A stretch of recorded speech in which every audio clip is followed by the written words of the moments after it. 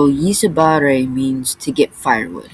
The process for this is every 1 to 3 days, depending on your family size, you and others will canoe to a spot in the jungle where you will find patawese, which is like a redwood. They will usually leave early in the morning around 6 a.m., and it takes about 2 hours to fill the boat. They'll take their axes and chop down a tree, make them into logs about 3 feet long, and then start chopping long, thick chunks off and place it in their boats. If the wood is rotten, they don't use it. Once the boat is filled up, they will return back to their homes and either dry the wood on the racks above their fireplace, or if it's sunny, they will dry it outside on the boardwalks. What did I learn during this experience? I learned a few things, and one of them first is expand the scope. When learning another language or even skill, don't stick to your inner circle or people you are used to, but also reach out to people you don't know as well and ask for opportunities.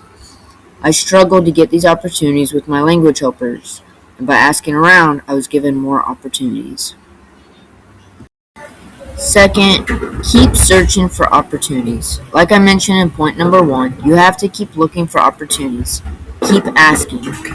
I asked my friend Intan, and she told me, Doro ti bape, Doro yinep, which translates to, you sit in the boat, you're small or weak. Ouch.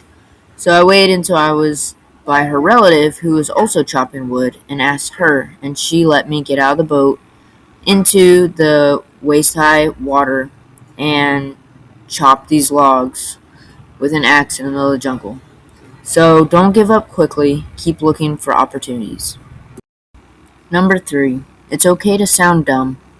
Learning another language, especially a complex tribal language, requires you to sound like a kindergartner for a while, and that's just to form simple sentences. But there I was in waist-high, cold swamp water, cutting firewood with an axe in the rain, and saying, I am cutting firewood with an axe, and being proud I said it right. The verbs in Asmat are super complex, so being able to form these childlike sentences is actually a huge accomplishment, and getting these opportunities to practice them in their natural setting helps a lot. Lastly, number 4, stay humble. I was humbled joining this group of ladies, and one of the daily tasks they have to be able to boil water, make coffee, cook food over a fire, or stay warm at night on the colder days. Although we don't use heating sources in our house, besides thick blankets, it reminded me to appreciate what we have.